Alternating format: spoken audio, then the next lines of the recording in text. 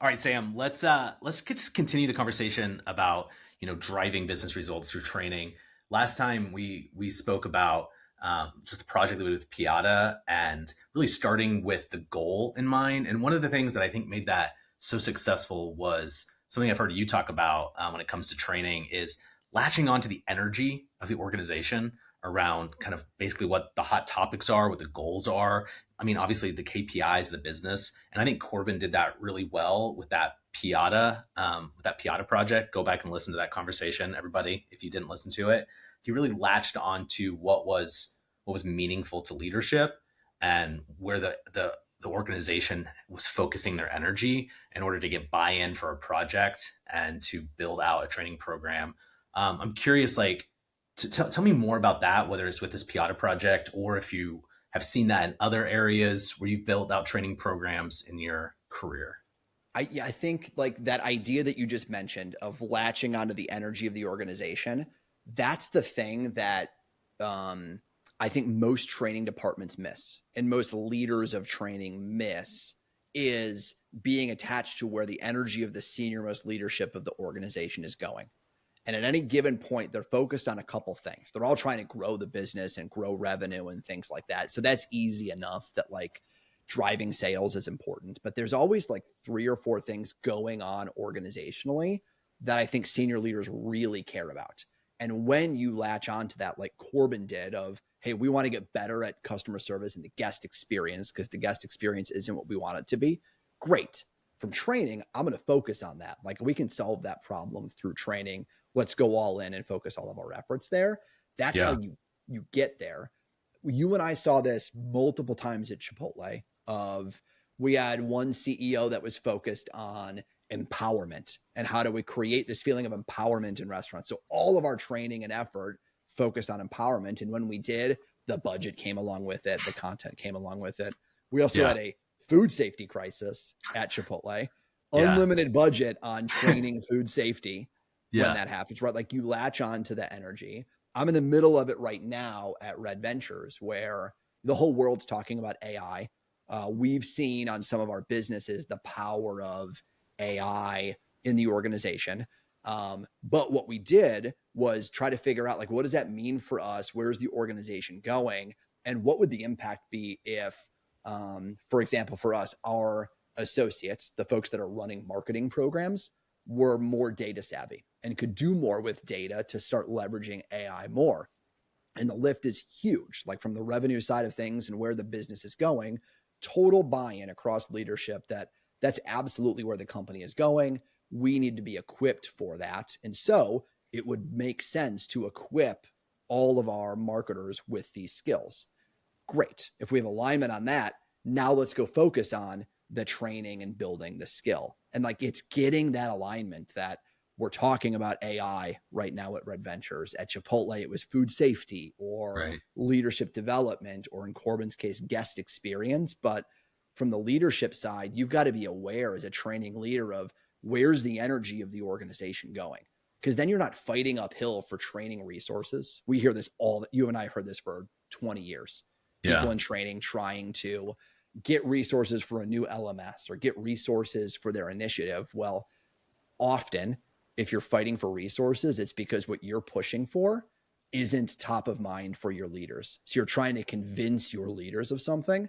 Sometimes you need to do that. You need to be the squeaky wheel that gets the oil. Sometimes, though, you need to be a better listener and listen to what they're talking about and what's going on from the top of the organization and rally around that energy. There's always energy towards something. And if you can align training towards that, so much easier to get budget for LMS, for training initiatives, for the cost of a video team, like whatever it is, it's a lot easier to have that conversation around this is what it'll take to solve the problem when you're Yeah. aligned around things that people care about.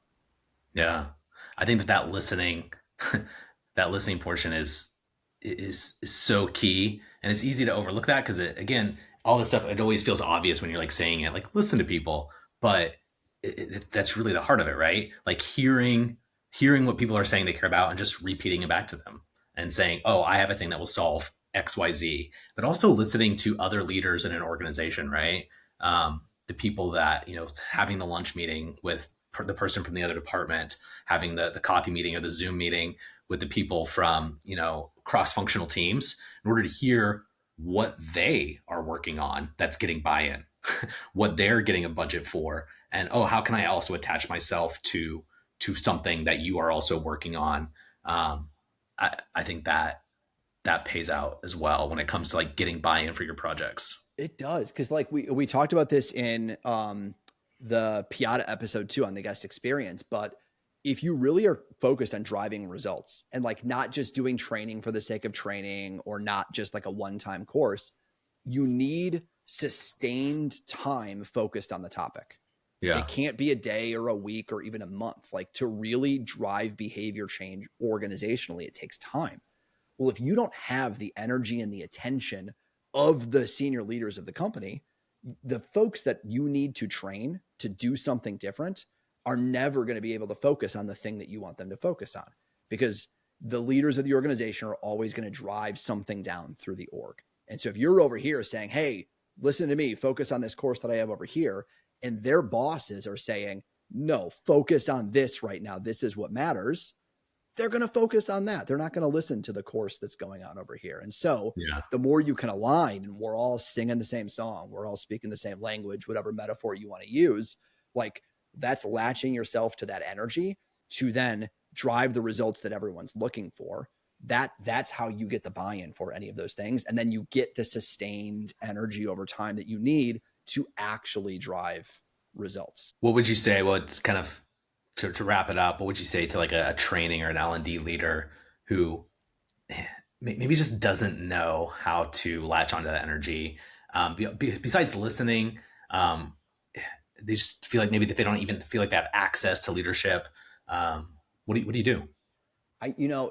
There's two things. The first is listening. And the way that you do that is asking people how they're feeling, asking what problems you can solve, asking what their pain points are.